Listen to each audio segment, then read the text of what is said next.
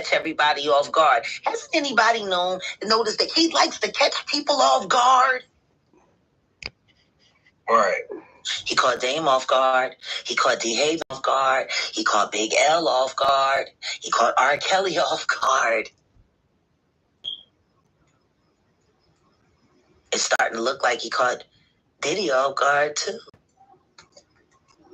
So, do you think the Lil Wayne snub that's something that mean? Jay-Z I believe he intentionally did that shit so he could make sure little fires got started everywhere and nobody would look to the fact that he's the origin of all of this problem. He's got to prove to the white people that he's a pet for, that he's still viable, that he can still run things, that he can still control things. Right. He's got to show them that he's more loyal to their agenda than he is to ours. And it makes me sick that every time I hear them say, the culture. This isn't culture. Y'all are not the culture. Y'all are industry. We have to start drawing a line between what is culture and what is industry. Right. Yeah, that's exactly when TDE blew up after a Lori. After that sacrifice. So if you feel like they trying to knock Kendrick Lamar out and Jay-Z down too, so who's they promoting? Drake? Future? What's going on? I tell you what I do know. There is nothing new that happens under the sun, and everything that happens, it repeats again. About 30 years ago, a great tragedy happened to my generation. It changed us. It changed everything. Tupac was gone, and 6 months later, Biggie was gone, and it would be really sad if that happened again. What's up with Meek Mills? Is he a victim or he guilty too? He was a victim. They turned him out. He good now. I told Meek 4 years ago if him, August, and Bashir came out and spoke up about what happened to them at Will Smith's house, I'd stand by them all. I'd stand by them all. Jack, you seen this video right here? Yeah, I seen that fool, this idiot. He didn't do nothing. No, I know he's capping, and I know who gave him the video, and I know who told him to say it, and I know who paid him. Onika paid him. Oh, so we shouldn't pay no attention to that. Tell me something. Tell me something. Let's just put common sense together. Gene Deal has spoken on many occasions about why he didn't see certain things in person, because as a bodyguard, it was his job to make sure nobody came in the room or out of the room without Puff's acknowledgement or say so. Correct? Right. And the only time he got involved is if something came through that door or something tried to get through that door. He's a bodyguard. Why would he be any?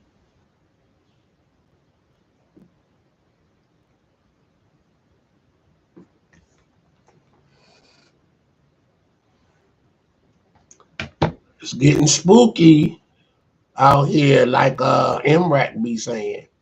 It's getting spooky. Hey, shouts out to MRAC. Yeah, man. It's crazy. So everybody is trying to see if Puff gonna get this bail, and they saying 60%. It look like he's going to get it. You know what I'm saying? Because they changed the judge, and this new black lawyer that he got, supposed to be a mob lawyer or something, and he's connected. And then he's saying possibility that the new judge is a frat brother of the black lawyer that, what's his name? Sean and HD. He's saying that they connected in some kind of way. And I'm thinking like a fraternity type of way. So one thing I know, these frat brothers, they look out for each other if they can.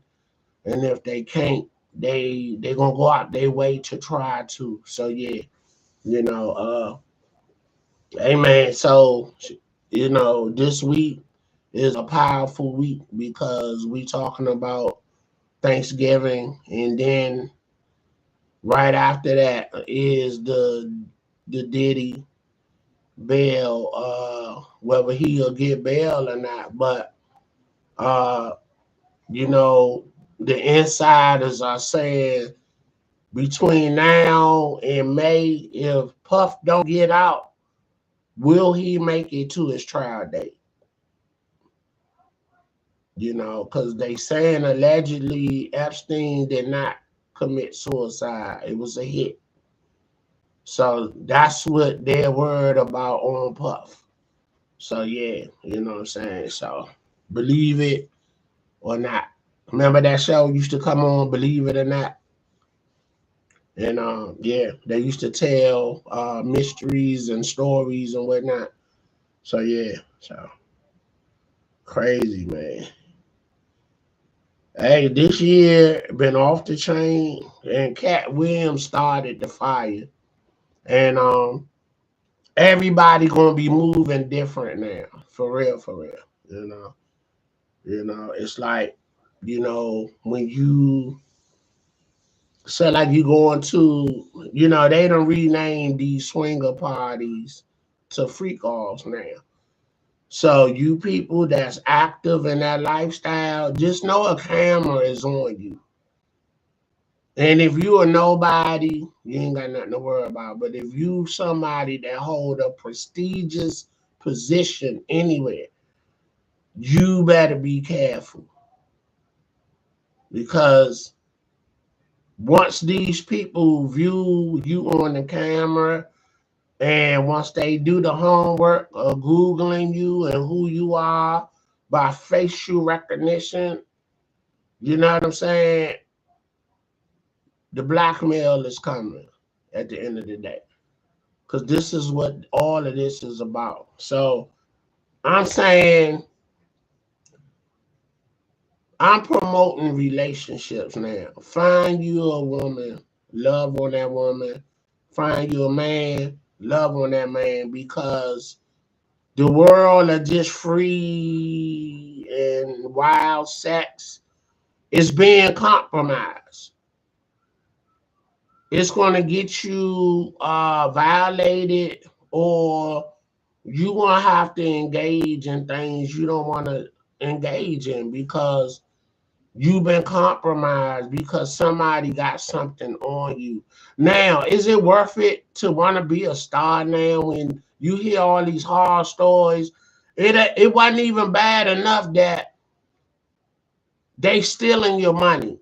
You know, you sell millions of records and they give you pennies. You feel me? It's like they want to rape your talent and pay you pennies. They'll get you caught up in the glitz and glamour and the high life, buy you cars, a house, and sing you all the women and give you all the drugs, whatever your fetish is. Is it worth it? You know what I'm saying? So I say this, maybe the independent lane is very much what need to happen from this point on, because you can build your own brand. Again, you might not get no Grammy, you might not get an Oscar, but your talent is being displayed. Build your own website. Come on these streaming platforms and get your money. You know what I'm saying? Take it back to the streets and sell your CDs and you know what I'm saying? You know, do your functions and charge at a hall. Do your own shows and collect you 10 bands. Come on, man. We hustlers out here.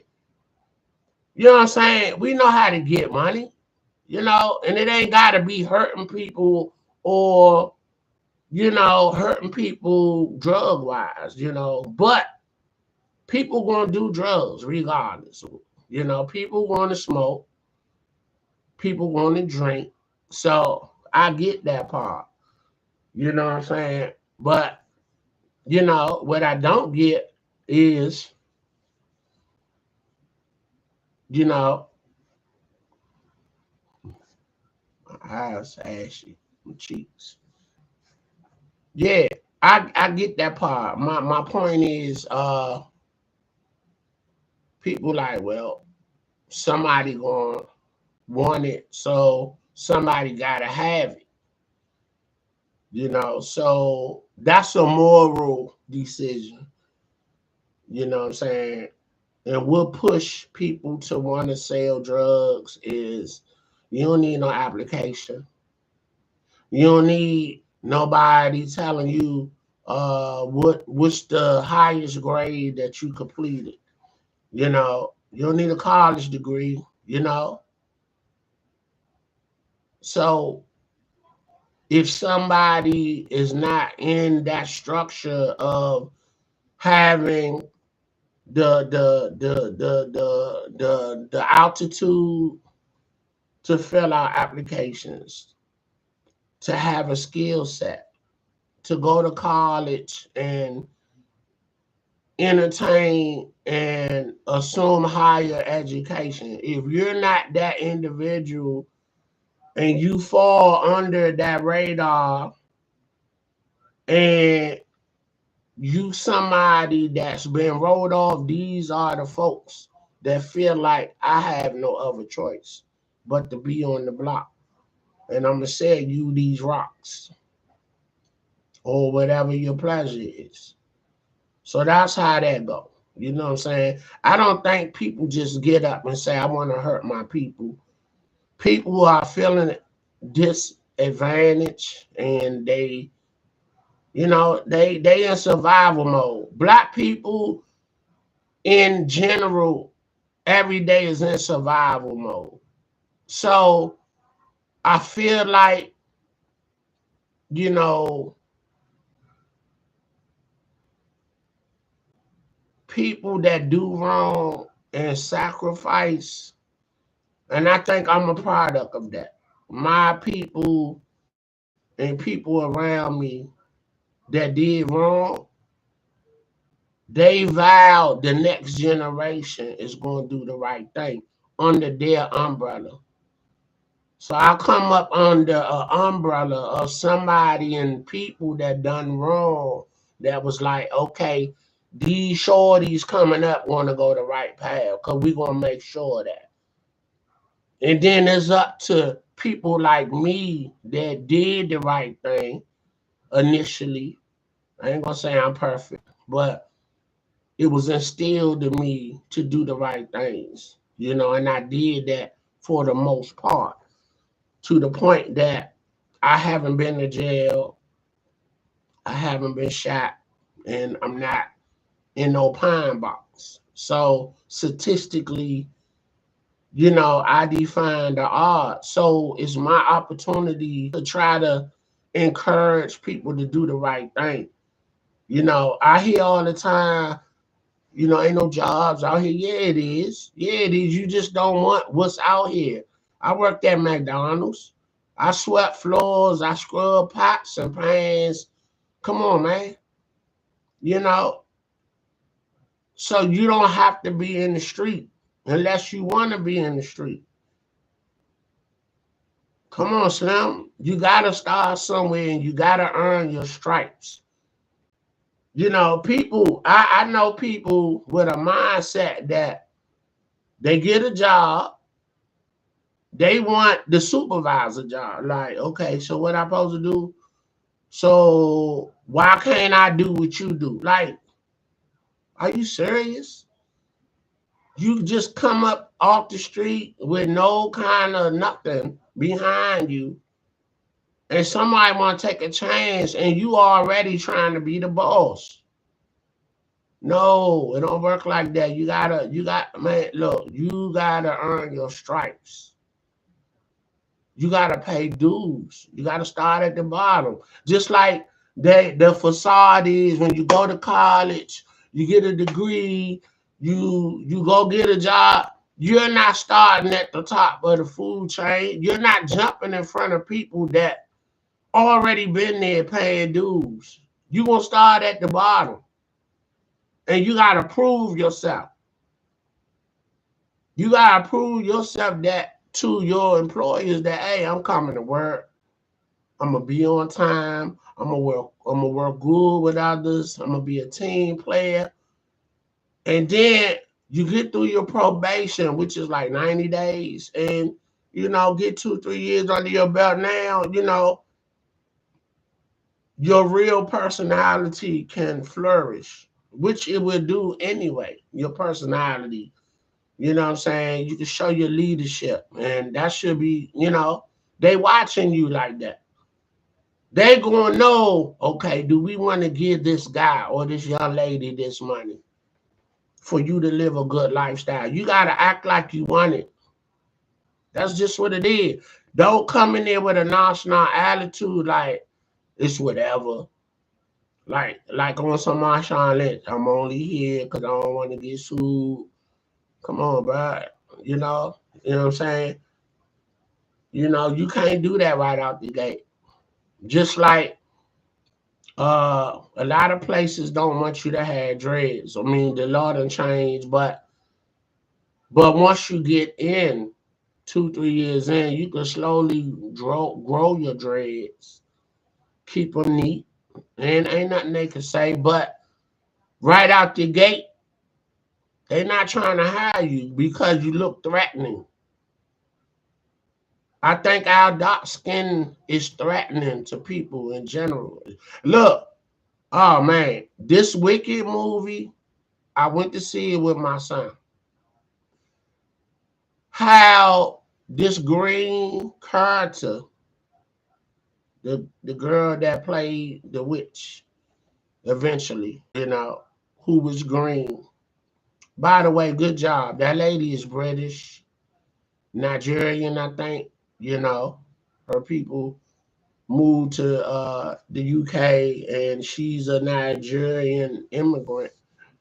No, descent, not immigrant, but like Idris Elba, they got the proper talking and all that because they grew up in the UK, but their blood and their ancestry is from Nigeria. I said to my son, I say, you see how they looking at her and treating her? I say, this how a lot of people view black folks, how they look at our skin. You so dark. You look offensive. You different. I say, I think this is where the race thing come in at. You're different from us. You look different from us.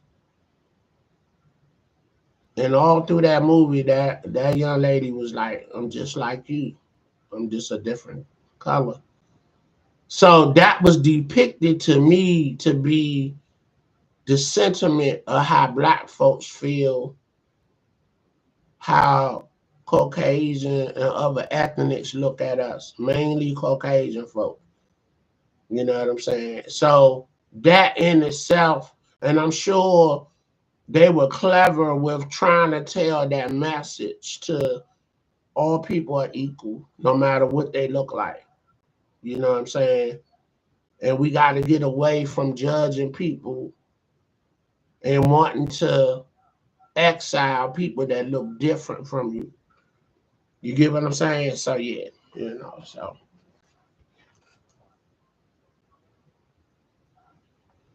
By the way, go check that movie out. And I went to see The Gladiator too. Denzel did a phenomenal job. He made the movie as always. He dominates the screen. And yeah, so I highly recommend it. So, you guys go check that out, for sure.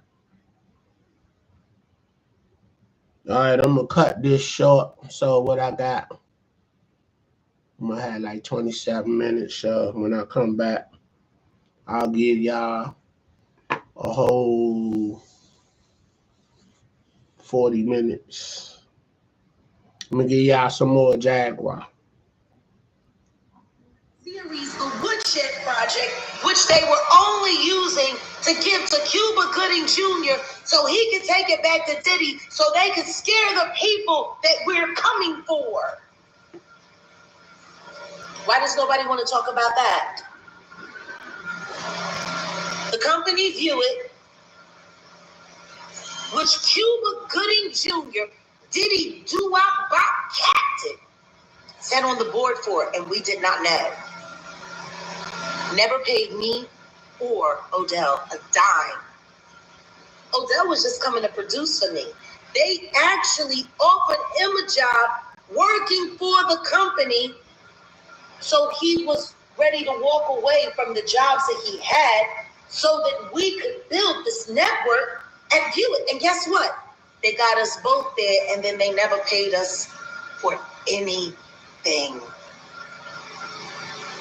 They gave us $5,000 for living expenses to help us get set up, and we never received another dime from that company. Not only that, the housing that they provided, they turned over the address to trolls so they could call the police, take pictures of our vehicle. Viewitt did that.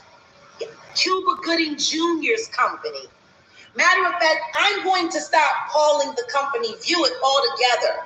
How about that, Mars? Since you don't want to return anybody's phone calls, since you think you're just going to duck your head down and blame it all on Joe and Milton Bledsoe, no. I'm going to drop it off where it belongs. Cuba Gooding Jr.'s company Viewitt screwed me over, owes me $500,000. And apparently we're willing to spy on us and give our location. See, nobody bothered to ask why we left Vegas, and I'm going to tell you right now. We left Vegas because we got word that they were sending people to come and extract me 24 hours before Diddy went to jail. Cuba Gooding Jr.'s friend Diddy, they were going to try to grab me and Odell.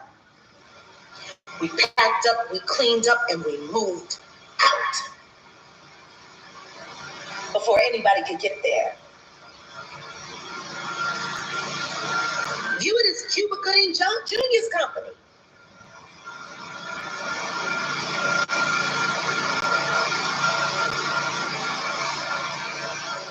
God knows what they had planned.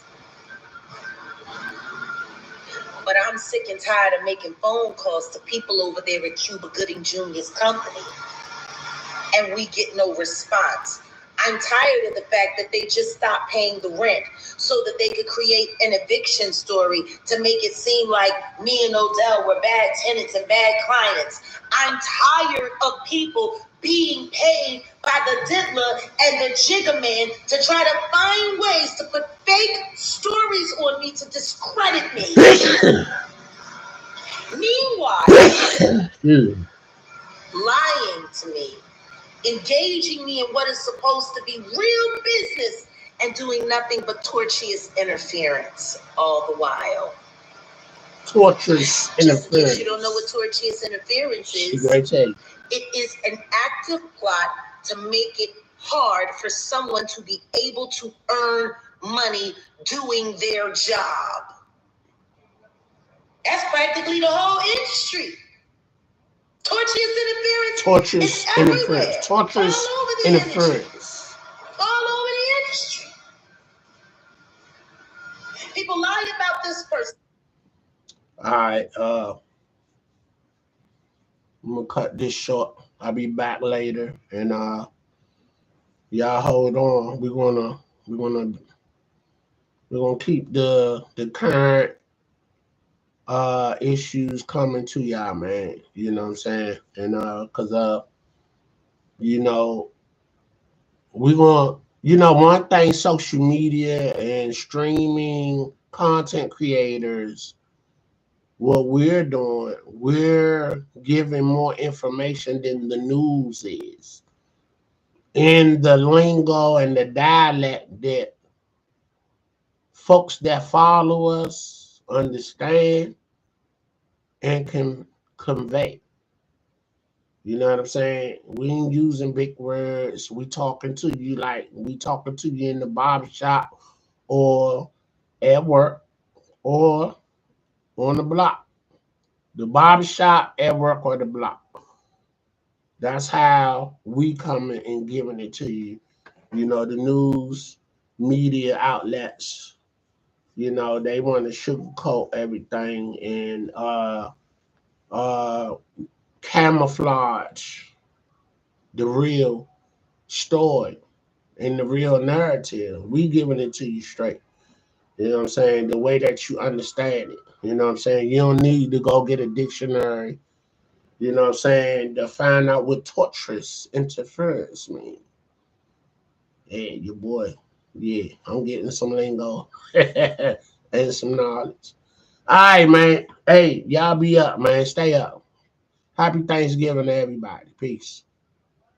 I'll be back at y'all. Stay woke.